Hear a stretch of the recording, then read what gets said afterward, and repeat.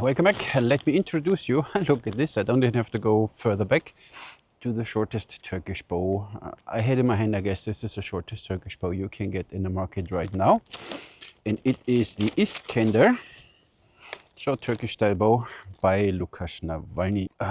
The bow is made as hybrid between Mini, Xerxes and short Turkish. I like the Xerxes, but the shooting experience of the short Turkish was a little nicer. And this is now the combination of, or the best of both worlds, is Mini Xerxes and Turkish. I guess this is the best you can get. I love my Mini Xerxes, but this one, ho. The length of the bow is 106 to 108 centimeters unstrung. Shortest laminated Turkish style bow on world market. Max size 28, minimum grain per pound 8. In the flight version, you can have it without grain per pound limit. Cost 100 euros more. Speaking of the price, the base price is 690 euros. In the flight version, you get very light wood in the sears, a double sear reinforcement, a double grip reinforcement. What you always get, obviously, is the nice little warranty card. The Iskender short Turkish hybrid, 8 grain minimum, max draw 28, and it has 41 pounds. And you always get, when you order it with the birch bark, Isander birch bark, maybe I pronounce it wrong again. On the back you get always a tube of super glue, because it can happen that the seams here come off when you start shooting it. Fine by me, you know, I'm not Mr. Complainy. Lukasz, thank you very much for sending it to me. We put this quickly away.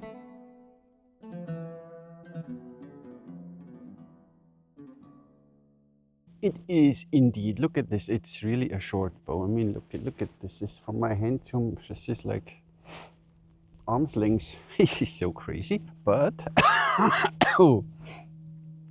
here it's relatively stiff. So let's see what we get. This string is short. The longer one is the top one. I don't know anymore. We get, first of all, our fake horn, birch bark. Really nice seals, reinforced. You get a whipping here, this nice leather handle, seamless, so you almost don't see the seam, and you have 2 arrow passes in rayskin. Nice cutout. I like this version the most. It's not so predominant. It integrates nicely. There you have the writing. Beautiful bow. Let's see how did I make it dirty? Oh, let's see how I can string it. We string it with the new method, you know. Now look at this short little bow. This is so hilarious. So in this direction, it's quite stiff once it's strung. In this direction, it's a little flexible on the outside. Here inside, it's relatively stiff. Feels good, looks good. I strung it wrong. I need to string it new. I guess it will be more fun than my Xerxes. And I said with the Xerxes, I never thought I will have fun with a 28-inch draw bow, but this Xerxes was so much fun. Straight, 41. Look at this. To here, yeah, but look at this. 28, 29. Then you feel the handle a little, but it's not a problem drawing this bow 28 inches. No stack. I mean, of course, stacking, the draw curve goes up, but you know, stacking in my way, how I define stacking. You don't draw against the wall when you reach 28. What some already, when they saw the photo, already mentioned it will stack at 28. No, not. I don't have 28-inch long arrows. They are, I think, 29 or 30 inches, but we will see. I don't know the weight of these arrows. I think they are 280. So, yeah, kind of like 8 grain. Look at this. Oh, nice. You heard that? Thunk. Holy moly.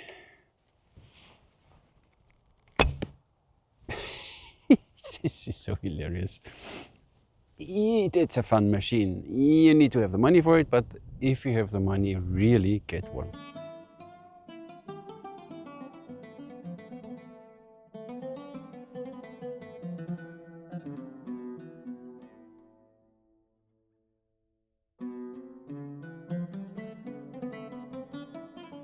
That is a fun shooter.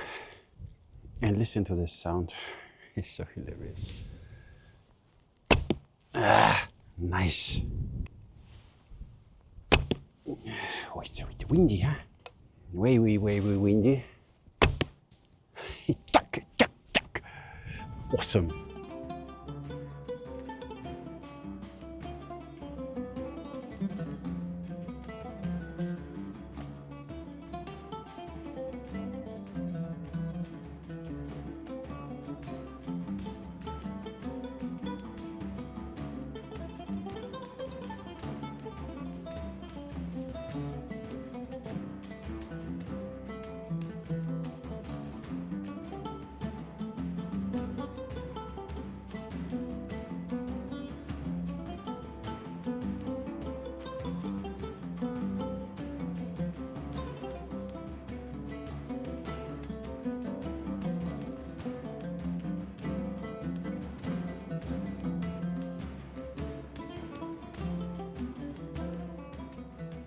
Of course, with a bow like this, you might need a few shots that you get used to it. The shorter the bow, the less forgiving, obviously. But after a few shots,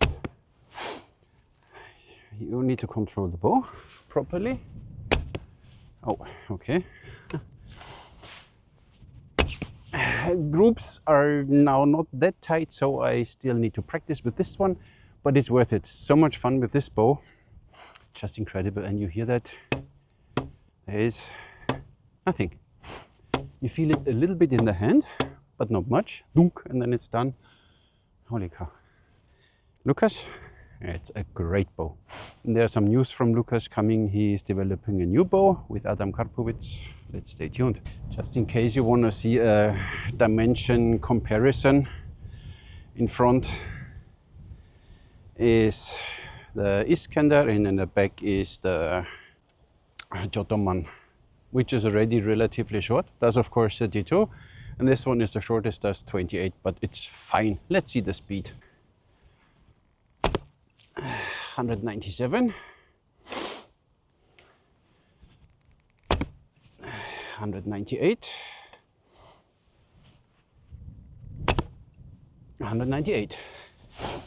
It's enough. 200 foot per second. So real world test, 20 meters.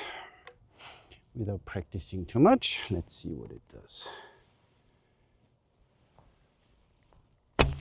Whee!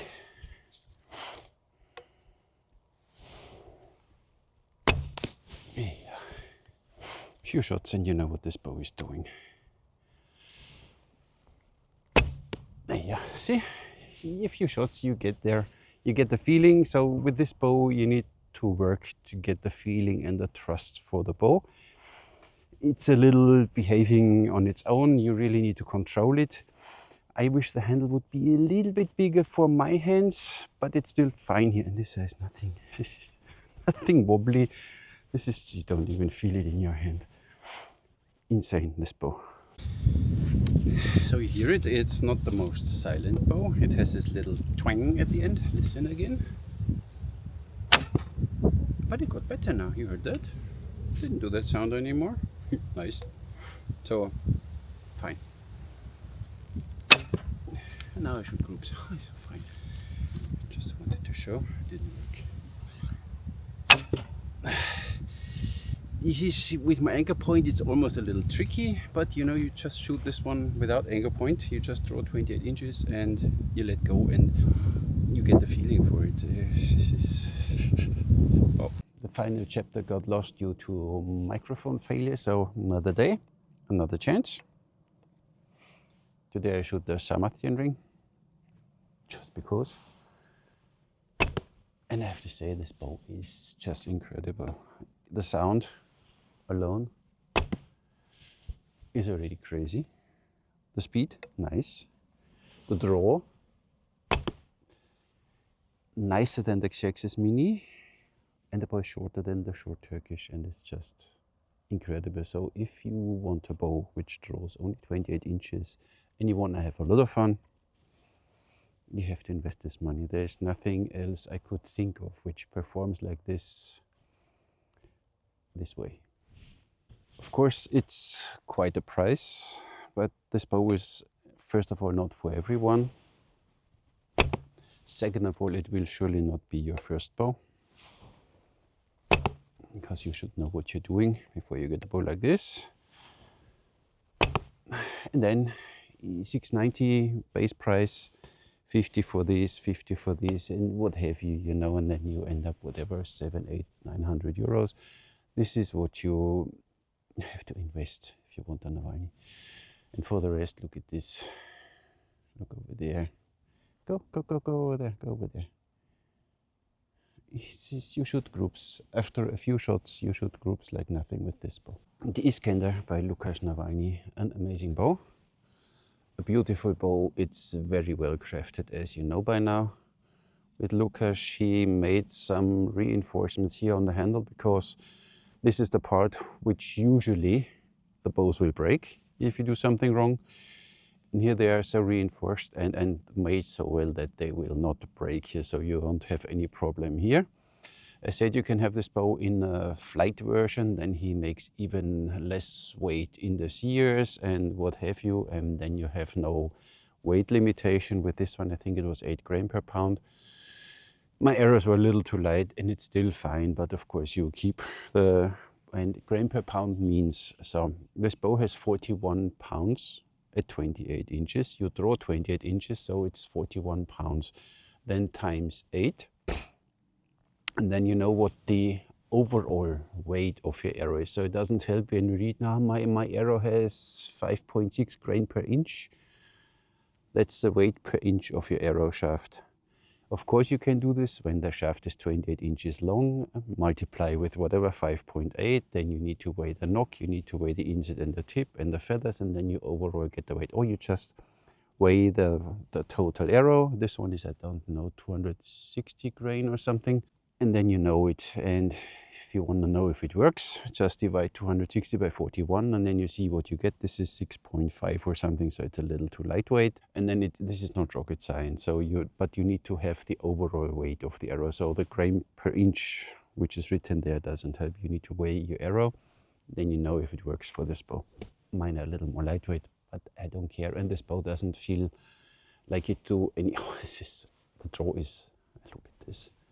It's so nice, and this is good 28 inches here now, see? And then of course it starts stacking, but it's still soft, so it's not that you draw against the wall. It's still, that's a bow. So go get one, make Lukasz happy and you will be happy when you shoot this bow. And then there was another question, how often do I twist my string when I get a bow? With a bow like this, I never twist my string. These strands are not meant to be twisted. So of course you could adjust now a little, but these strings are usually from a good bow builder made that they already have the brace height they're supposed to have. So you should not twist the string. So this is completely normal that you see here the single strands. If you twist too much, you get a little torquey action in the bow, and these bows don't like that. So just don't twist your bowstring. I know there are these watch experts. They tell you now, no, you need to twist, I don't know, 5 times or 3 times. Somebody wrote to me, maybe you need to do this with your sport recurve. I don't know. But with a bow like this, you don't need to twist the string. Usually, I said, when they're well made and from the bow maker, the brace height is already fine and you don't need to adjust anything. Of course, you can get maybe some cheap bow from China where this is not working and where they maybe don't have these loops made like this. I don't know. But in general, when you have an Asiatic bow with loops like this, they have a serving on it, this will not stretch a lot, and usually it's already matching. So that's just a side note. Oh, it's cold. It's kind of like 2 degrees today, so I make it short and brief as if I could. So Lukasz, awesome. So I thought I love my Mini Xerxes, but this one is even a little better than the Mini Xerxes. The draw experience of this one, and I don't know, that the shooting is just a little nicer. Xerxes is awesome, the Mini, but this one is just this little bit more awesomer, when you know what I mean. So Lukasz, thank you for making all this stuff. I'm looking forward for your new bow, which you develop with Adam Karpowicz. And for the rest, check him out. Show him some love. He's really, you should get one of these bows if you can afford it. It's really cool. And for the rest, that's all I have for you today. Thank you very much for watching, subscribing. We're almost at 100,000 subscribers, so give it a little push. You know, it helps the algorithm and helps archery and Asiatic archery in general. Thank you very much. Catch you in the next one.